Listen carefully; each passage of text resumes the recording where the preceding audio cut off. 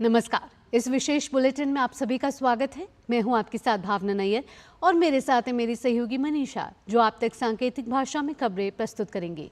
शुरुआत करते हैं सुबह की सुर्खियों के साथ। डोनाल्ड ट्रंप हमले के एक दिन बाद रिपब्लिकन पार्टी के सम्मेलन के लिए पहुंचे। मिल्वाउकी पार्टी के राष्ट्रपति पद के उम्मीदवार के तौर पर होंगे नामित। राष्ट्रपति बाइडेन ने रिपब्लिकन पार्टी की रैली की सुरक्षा की समीक्षा के दिए निर्देश। दिल्ली भाजपा आज बिजली बिल में हुई बढ़ोतरी के खिलाफ करेगी विरोध प्रदर्शन। दिल्ली के सभी 14 बिजली कार्यालयों पर भाजपा का प्रदर्शन। मौसम विभाग का कर्नाटक, केरल, कोंकण और गोवा में भारी बारिश का रेड अलर्ट। केरल के 5 जिलों और गोवा में आज सभी स्कूल रहेंगे बंद। दिल्ली एनसीआर में पूरे हफ्ते हल्की बारिश होने की उम्मीद। केपी शर्मा ओली आज लेंगे नेपाल के प्रधानमंत्री पद की शपथ। चौथी बार संभालेंगे प्रधानमंत्री का पद। राष्ट्रपति पौडेल दिलाएंगे पद और गोपनीयता की शपथ। स्पेन ने जीता यूरो चैंपियनशिप का खिताब। रोमांचक फाइनल में इंग्लैंड को 2-1 से दी मात। 4 बार यूरो कप जीतने वाला पहला देश बना स्पेन। स्पेन के कार्लोस अल्कराज ने लगातार दूसरी बार जीता विंबलडन का खिताब। फाइनल में नोवाक जोकोविच को सीधे सेटों में दी मात। अल्कराज ने जीता करियर का चौथा ग्रैंड स्लैम।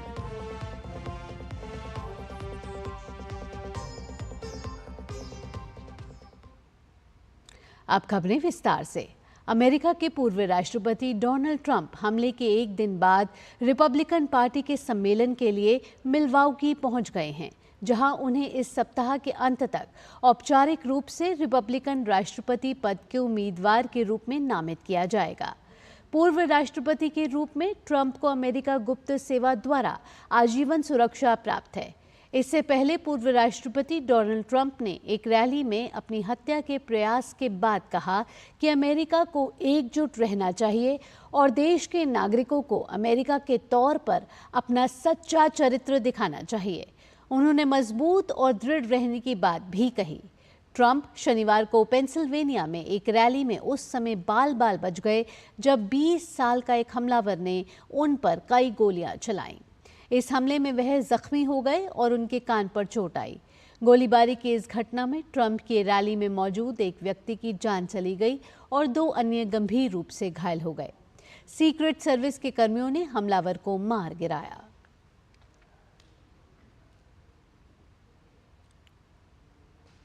अमेरिकी राष्ट्रपति जो बाइडेन ने कहा कि डोनाल्ड ट्रंप के ऊपर हमले मामले में जांच के निर्देश दे दिए गए हैं और इस मामले में तेजी से जांच हो रही है। साथ ही उन्होंने कहा कि एफबीआई तेजी से जांच कर रही है। साथ ही जो बाइडेन ने रिपब्लिकन नेशनल कन्वेंशन के लिए सभी सुरक्षा उपायों की समीक्षा करने का निर्देश दिया है। उन्होंने कहा कि हर तरह से सुरक्षात्मक उपायों को अपनाने के लिए सुरक्षा एजेंसी को निर्देश दिया गया है। राष्ट्रपति ने यह भी कहा कि गोलीबारी के बाद के घंटों में उनकी ट्रंप के साथ छोटी लेकिन बहुत अच्छी बातचीत हुई थी और वह आभारी हैं कि पूर्व राष्ट्रपति अच्छा कर रहे हैं और ठीक हो रहे हैं। दिल्ली के मुख्यमंत्री अरविंद केजरीवाल के लिए आज का दिन बेहद खास होने वाला है। दरअसल आज दिल्ली आबकारी नीति मामले से जुड़े मनी लॉन्ड्रिंग केस में दिल्ली हाईकोर्ट में सुनवाई होनी है। आबकारी नीति मामले में ट्रायल कोर्ट ने मुख्यमंत्री अरविंद केजरीवाल को नियमित जमानत दी थी। इसके बाद केंद्रीय जांच एजेंसी प्रवर्तन निदेशालय ने राउज एवेन्यू कोर्ट के इस फैसले को दिल्ली हाईकोर्ट में चुनौती दी थी। हाईकोर्ट ने निचली अदालत के फैसले पर फौरी रोक लगा दी थी। ऐसे में यह देखना दिलचस्प होगा कि दिल्ली हाईकोर्ट मुख्यमंत्री केजरीवाल को ट्रायल कोर्ट की ओर से दी गई जमानत के आदेश को बरकरार रखता है या फिर उसे पलटता है।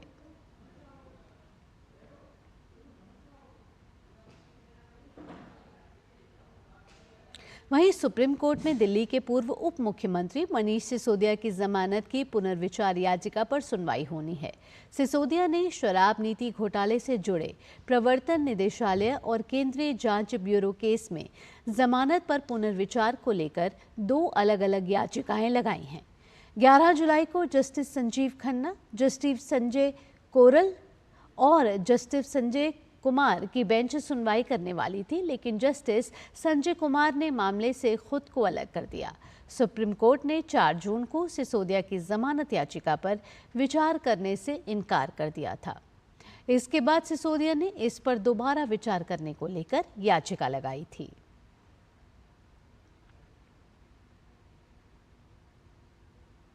लोकसभा चुनाव के बाद अब कई राज्यों में होने वाले विधानसभा चुनाव की तैयारियां तेज हो चुकी हैं। सभी राजनीतिक दलों की ओर से बैठकों का दौर शुरू हो चुका है। महाराष्ट्र में भी इस साल के अंत में होने वाले चुनाव के लिए महाविकास अघाड़ी और महायुति गठबंधन ने तैयारियां तेज कर दी हैं। इसी बीच खबर आ रही है कि महाराष्ट्र विधानसभा चुनाव को ध्यान में रखते हुए आज मुंबई में भाजपा की बड़ी बैठक होनी है। बैठक में डिप्टी सीएम देवेंद्र फडणवीस, महाराष्ट्र के प्रभारी, सह प्रभारी, केंद्रीय मंत्री भूपेंद्र यादव, अश्विनी वैष्णव मौजूद रहेंगे। इस बैठक में सीटों के बंटवारे के साथ साथ चुनाव की तैयारियों को लेकर भी चर्चा होगी। इससे पहले शनिवार को मुंबई में समाजवादी पार्टी के प्रमुख अखिलेश यादव ने विधानसभा और बीएमसी चुनाव पर चर्चा के लिए कार्यकर्ताओं की बैठक ली थी। राष्ट्रीय राजधानी दिल्ली में बिजली के बिल पर सियासत तेज हो गई है। इसी मुद्दे पर दिल्ली भाजपा आज सभी 14 बिजली कार्यालयों पर प्रदर्शन करेगी।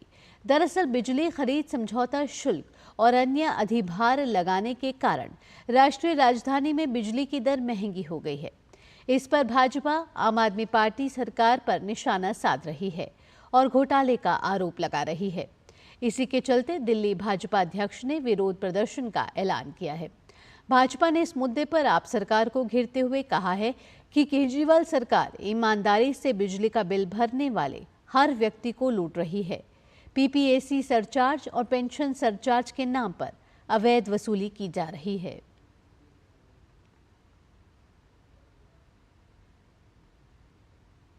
देश के ज्यादातर हिस्सों में मानसून सक्रिय है। भारी बारिश के चलते कई राज्यों में बाढ़ की स्थिति उत्पन्न हो गई है। मौसम विभाग के मुताबिक आज देश के 23 राज्यों में बारिश होने की संभावना है। कोंकण और गोवा, मध्य महाराष्ट्र, तटीय कर्नाटक और दक्षिण आंतरिक कर्नाटक में अलग अलग जगहों पर भारी से बहुत भारी बारिश होने की संभावना है।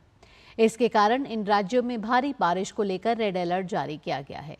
इसके साथ ही छत्तीसगढ़, उड़ीसा, नागालैंड, गुजरात, केरल और माहे में अलग अलग जगहों पर भारी से बहुत भारी बारिश होने की संभावना है।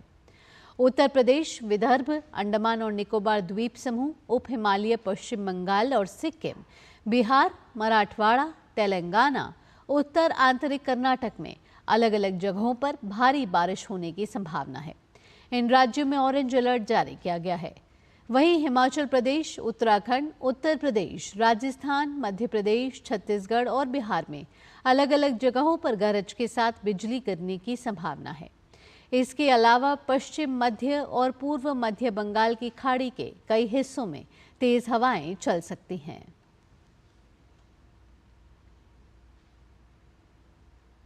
भारत मौसम विज्ञान विभाग ने गोवा में भारी बारिश का रेड अलर्ट नोटिस जारी किया है।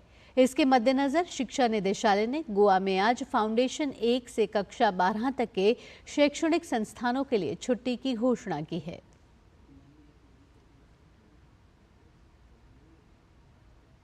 केपी शर्मा ओली आज नेपाल के प्रधानमंत्री पद की शपथ लेंगे। नेपाल में सीपीएन यूएमएल पार्टी के अध्यक्ष केपी शर्मा ओली को नई गठबंधन सरकार के नेतृत्व करने के लिए देश का प्रधानमंत्री नियुक्त किया गया है। नेपाल के राष्ट्रपति रामचंद्र पौडेल उन्हें पद और गोपनीयता की शपथ दिलाएंगे। ओली ने पुष्प कमल दहल प्रचंड की जगह ली है। दहल शुक्रवार को प्रतिनिधि सभा में विश्वास मत हार गए थे, जिसके बाद राष्ट्रपति रामचंद्र पौडेल ने ओली को नेपाल यूनिफाइड मार्क्सिस्ट लेनिनिस्ट और नेपाली कांग्रेस गठबंधन सरकार का नया प्रधानमंत्री नियुक्त किया है। स्पेन ने यूरो कप का खिताब जीत लिया है। रोमांचक खिताबी मुकाबले में युवा स्पेनिश टीम ने इंग्लैंड को 2-1 से हराने में सफलता पाई। मैच की शुरुआत से दोनों टीमों के बीच कड़ी टक्कर देखने को मिली, जिसके चलते पहले हाफ में कोई भी टीम गोल नहीं कर सकी।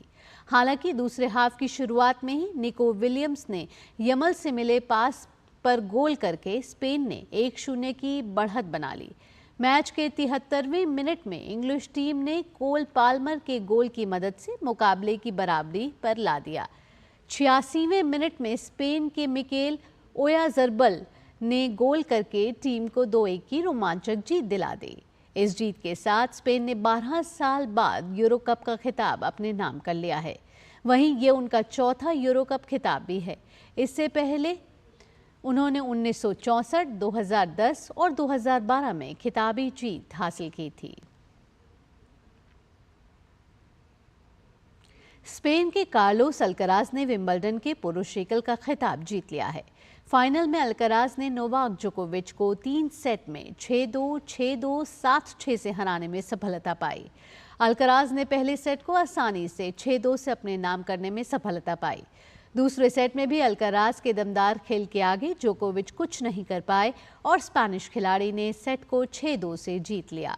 तीसरे सेट में दोनों खिलाड़ियों के बीच कड़ी टक्कर देखने को मिली। अल्कराज ने 10वें गेम में 3 चैंपियनशिप पॉइंट गंवाए। हालांकि टाई ब्रेकर में उन्होंने कोई गलती नहीं की और मुकाबले को अपने नाम कर लिया।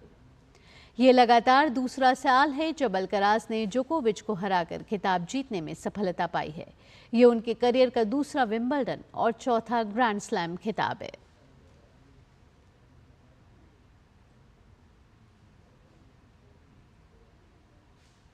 इसी के साथ इस विशेष बुलेटिन में इतना ही। मुझे और मेरी सहयोगी मनीषा को के साथ हमारी टीम को दीजिए अनुमति। खबरों का सिलसिला यूं ही जारी रहेगा। नमस्कार।